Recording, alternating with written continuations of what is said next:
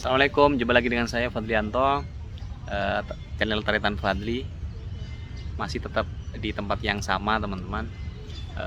Kalau di video saya sebelumnya saya bicara terkait dengan pertemuan Prabowo Subianto dengan Gibran di Angkringan Omah Semar, kota Solo ya, yang berujung pada pemanggilan Gibran ke DPP PDIP hari Seninnya. Oke teman-teman, jadi sekarang saya mau bicara respon salah satu struktural PDIP di tingkat Solo ya, yaitu Ketua Umum DPC PDIP Solo, Kota Solo, FX Hadi Rudiatmo. Jadi menarik sekali ketika kita mengupas respon ini, karena ini sangat, saya kira ini adalah respon yang sangat keras. Ini adalah bentuk reaksi yang benar-benar keras terhadap siapa saja yang dinilai itu mengkhianati partai. Jadi sebelum kita lanjutkan videonya, sebelum kita lanjutkan pengupasan ya teman-teman, kita saksikan nih salah satu cuplikan dari pidato ataupun orasi beliau, Ketua Umum PDIP Ketua Umum DPC PDIP Kota Solo, FX Hadi Rudiatmo. Monggo silakan. Siapa yang mengkhianati Ibu Ketua Umum? Siapa yang lahir dari rahim PDI Perjuangan mengkhianati beliau, Tuhan akan melaknat beliau. Setuju?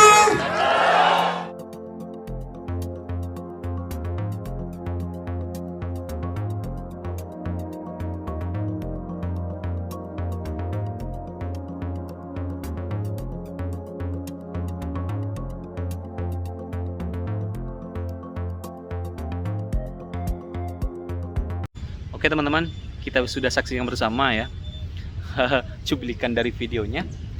Jelas dari cuplikan video itu kita bisa memaknakan bahwa itu adalah bentuk ultimatum dari salah satu kader dan salah satu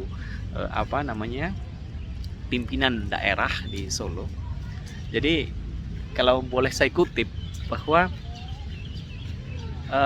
untuk orang ataupun salah satu figur atau siapapun yang mengkhianati ketua umum, yang dia ini lahir dari rahim partai PDIP dan menyakiti ataupun mengkhianati ketua umum, maka Tuhan akan melaknat.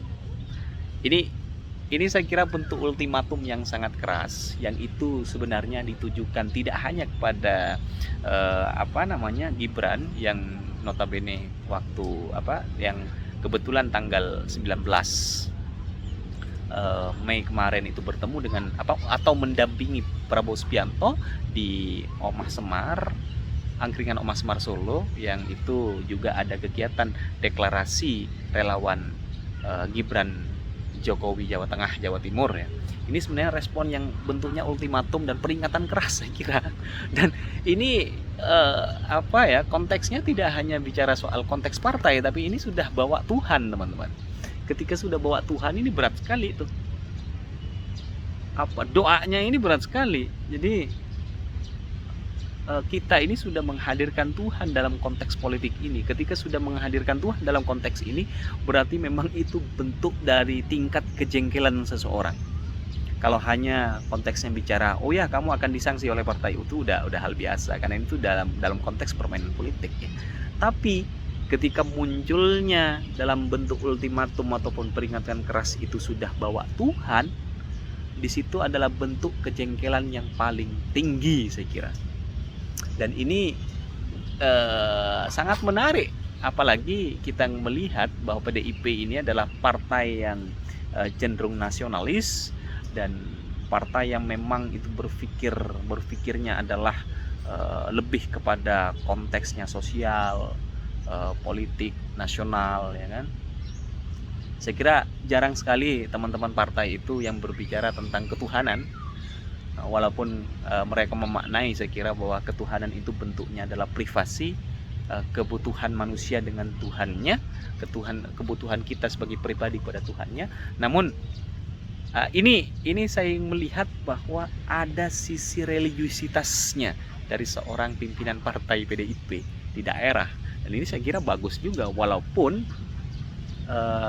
saya kira ini kurang baik, kurang letaknya kurang baik, karena kalau dulu kita ingat di 2017 ada istilahnya adalah politik identitas, yang itu bawa Tuhan juga ketika pilkada Jakarta antara Anies Baswedan melawan melawan Ahok. Hari ini juga ada konteksnya adalah bicara soal Tuhan. Karena kita ketika bicara Tuhan, saya kira tidak ada yang berhak untuk mengintervensi Tuhan, teman-teman. Mengintervensi Tuhan dalam arti Tuhan ini akan melaknat siapapun, akan mendosakan siapapun, ataupun akan menghinakan siapapun, merusak siapapun, itu adalah terserah Tuhan. Tuhan yang punya kehendak, Tuhan tidak mau diintervensi oleh siapapun. Jadi ketika ada seseorang sudah memberanikan diri bahwa orang itu mengatakan kepada orang lain bahwa ketika kamu berkhianat kepadaku, bahwa Tuhan akan melaknat kamu, nah disitulah tingkat di mana kejengkelan itu ada. Ini bentuknya ultimatum dan peringatan yang keras bagi wali kota Solo tentu. Jadi ya menarik saja sih ketika seorang kader sudah membawa itu, berarti ini tingkat kejengkelannya yang paling tinggi. Dan saya kira tidak perlulah responnya yang terlalu keras, yang semacam itu ya. Kita biasa-biasa sajalah dalam konteks berpolitik, karena bagaimanapun politik ini hanya sebuah instrumen saja, instrumen untuk ya kita mengabdi pada bangsa dan negara, tentu yang baik. Saya kira semua orang ingin mengabdi pada bangsa dan negara, pilihan apapun itu, entah pilihan A, B, C dan lain sebagainya, itu bentuk pilihan yang akan ditularkan dalam bentuk instrumen sosial, instrumen politik, implementasi sosial, implementasi politik, dan itu wajar-wajar saja saya kira. Walaupun memang PDIP ini kan terkenal salah satu partai yang keras ya. Ketika ada salah satu kadernya yang dia berbelok, ya dia keras banget tuh. Sanksinya keras, bahkan berujung pada pemecatan, dan itu bagus. Saya kira saya lihat partai yang memang tertib dalam konteks pendidikan kadernya, yaitu PDIP.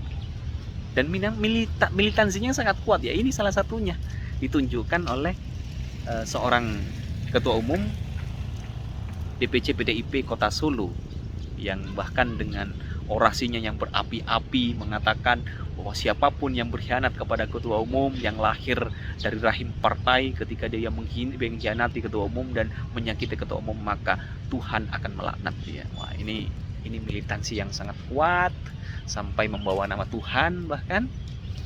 Nah, jadi tingkat kejengkelannya kepada seorang itu sangat tinggi. Apalagi memang kebetulan kan PDIP sudah memutuskan pada Ganjar, sehingga siapapun yang itu notabene adalah kader partai dan itu dibesarkan oleh partai, mau tidak mau harus tegak lurus dengan partai. Nah, ini sebenarnya kode kerasnya bagi Gibran, yang menganggap bahwa Gibran ini bermain ataupun bermanuver politik. Apalagi ada beberapa pihak yang mengatakan bahwa Gibran akan pindah partai. Nah, ini tambah membuat jengkel lagi gitu kan. Oke teman-teman, bagi teman-teman yang ingin komen di kolom komentar, monggo silahkan. Saya kira jangan sampai kemudian terlalu sering membawa nama Tuhan ya, karena kegiatan politik ini sudah di luar dari konteks ketuhanan. Walaupun kalau kita ingin menyadarkan, ingin normal, ingin ideal, memang konteks ketuhanan harus hadir. Apa tujuannya? Untuk kita bisa memanusiakan manusia dan kita berpolitik dengan santun dan baik. Tapi hari ini kelihatannya sih jauh dari itu. Oke, terima kasih teman-teman. Bagi teman-teman yang ingin komen di kolom komentar, berdiskusi, monggo. Yang belum subscribe monggo.